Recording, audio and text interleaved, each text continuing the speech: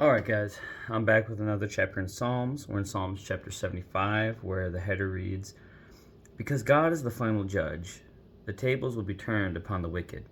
When arrogant people threaten our security, we can be confident that God will ultimately overrule and destroy them."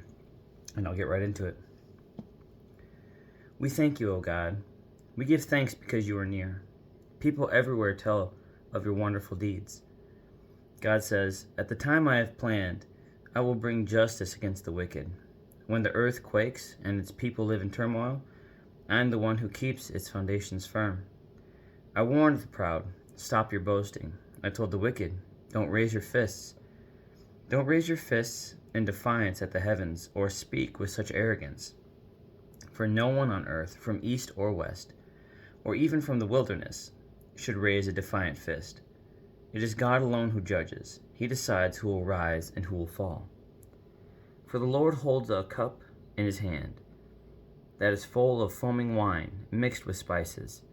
He pours out the wine in judgment, and all the wicked must drink it, draining it to the dregs. But as for me, I will always proclaim what God has done.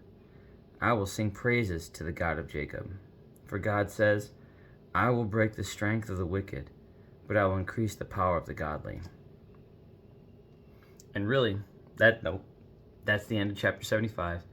The last two verses for me are the ones that I'm truly just trying to live by right now.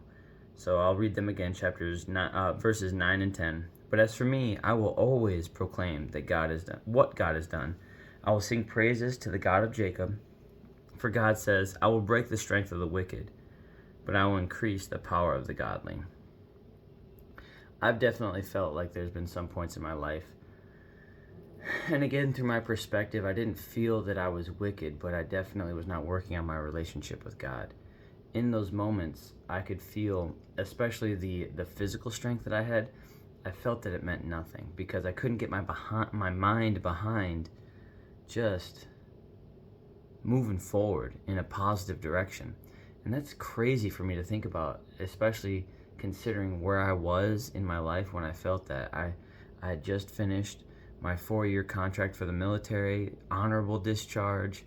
So, super proud of that. I finished the best that I could. And then I finished my bachelor's degree for accounting, and I did all these things that I'd set out to do. And when I felt my weakest was after finishing all those things, and proudly, like I served well with distinction, and got to serve with a lot of fantastic brothers and sisters in arms, and met some fantastic people, some people that still I have the opportunity to talk to today. And I got out in 2018, so years now, 7-8 years now I've been out, and those relationships are still strong, and I still have a lot of love for all those people. And I went to college and got a job that I wanted right out of college, and none of it made me happy. None of it. It was so crazy. It wasn't until I started serving the Lord and building his house instead of building my own that I truly felt like I was increasing in power.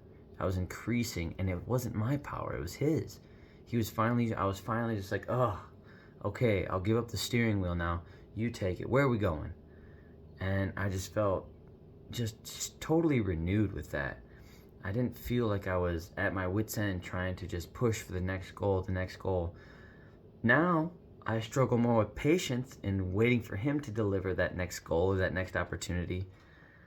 But that is, again, it's its own battle. That's my walk with Jesus. I would love to hear about your guys' walk, where you guys are sharing. Some people feel like they're in a valley. Some people feel like they're in the mountaintop. And I just hope, regardless of wherever you're at, you choose to be there with Jesus.